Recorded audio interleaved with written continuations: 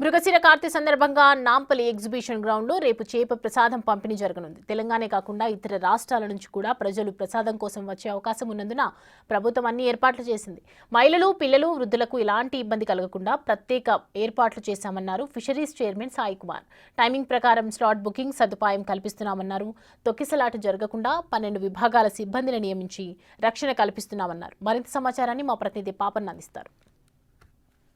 మృగశిర కార్తె అనగానే అందరికీ గుర్తొచ్చేది చేప మందు పంపిణీ.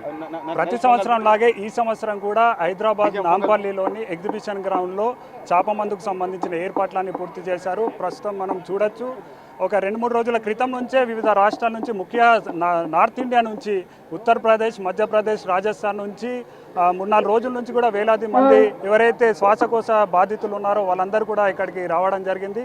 ప్రస్తుతం మనతోటి Telangana fisheries corporation chairman Sai Kumar గారు ఉన్నారు. వారిని అడిగేసి చేపలకు సంబంధించి ఎన్ని చేపలు పంపిణీ చేస్తున్నారు, దానికి సంబంధించిన పూర్తి వివరాలు వారిని అడిగి తెలుసుకుందాం. అన్న, ఈ చేప మందు పంపిణీకి సంబంధించి ఎన్ని చేపలు పంపిణీ చేస్తున్నారు? దాదాపు 1,50,000 పైచిలకు చేప పిల్లల్ని అందుబాటులో ఉంచామండి. కొరిమి చేప పిల్లల్ని బత్తిరి కుటుంబము దాదాపు 3 లక్షల పైచిలకు వారికి అందుబాటులో ఉండే చేప మందు ప్రసాదం ఏర్పాటు చేస్తున్నారు. ఇంకా అందుబాటులో వచ్చే విధంగా హైదరాబాద్ శివార్లో మేము 50,000 పైచిలకు చేపలను అందుబాటులో పెడుతున్నాము. ఎక్కడ ఏ ఒక్కరికి ఇబ్బంది కలగకుండా పూర్తి విశ్వాసంతో, పూర్తి నమ్మకంతో, అతిథి దేవోభవ అనే విధంగా వచ్చిన ప్రతి భక్తునికి, అంటే మన మహారాష్ట్ర నుంచి కానివ్వండి, బీహార్ నుంచి కానివ్వండి, రాష్ట్రం వచ్చే ప్రతి వారికి కూడా ఎలాంటి ఇబ్బంది కలగకుండా పూర్తి విశ్వాసంతో ముందుకెళ్తున్నాము.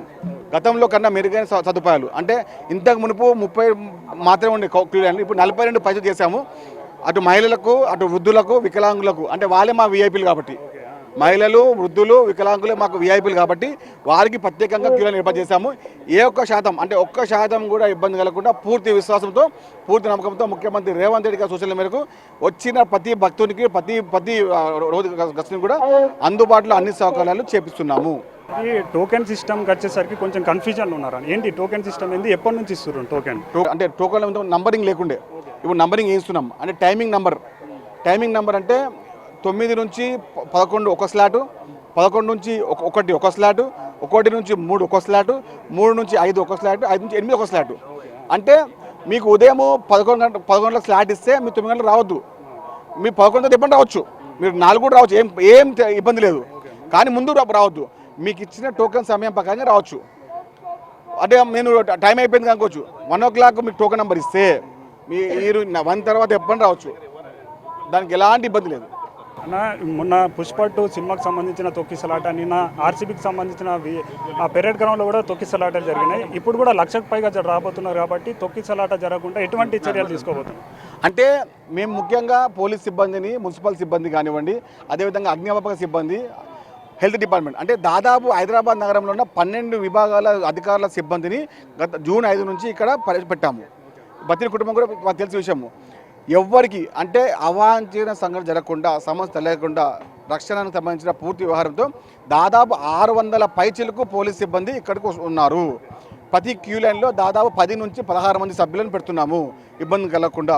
42 క్యూ లైన్లు, గతంలో ఉన్న 30 క్యూ లైన్లకు ఇప్పుడు అదనం చేశాం. కాబట్టి ఏ ఒక్క శాతం ఏ ఒక్కరికి ఇబ్బంది కలగకుండా పూర్తి సదుపాయాలతో ఈ కార్యక్రమాన్ని విజయం చేశాము. దానికి సహకారం, మీడియా సహకారం కూడా మాకు కావాలి. పూర్తిగా మీరు చూడొచ్చు, గతంలో కన్నా మేము చేసిన మెరుగైన సదుపాయాలు మీరు చూడొచ్చు, మీకు స్పష్టంగా మీకు కంటికి కనపడతాయి.